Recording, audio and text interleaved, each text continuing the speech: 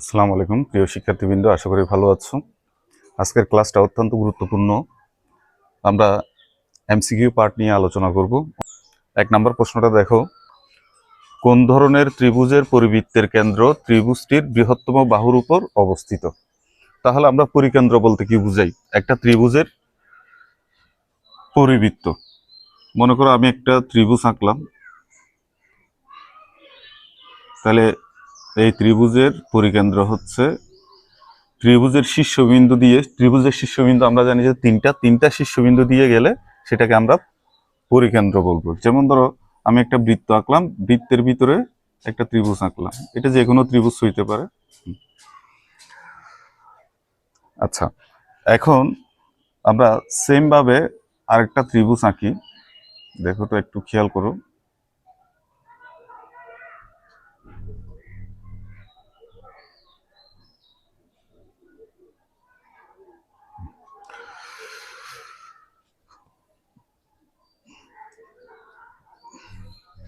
এই ত্রিভুজটার অ্যাঙ্গেলটা হচ্ছে 90 ডিগ্রি।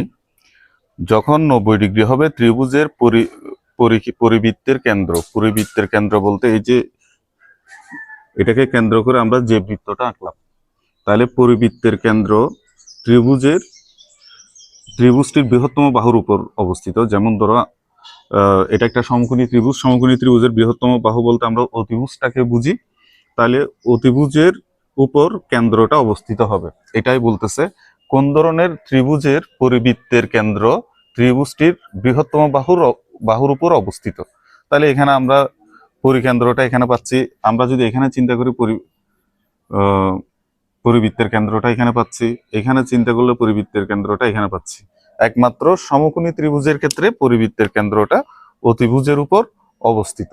তাহলে এখানে আনসার হবে, তোমাদের 4টা অপশন থাকবে, 4টা অপশনের মধ্যে তোমরা এটাই সিলেক্ট করবা, যে উত্তর হবে সমকোণী ত্রিভুজ। সমকোণী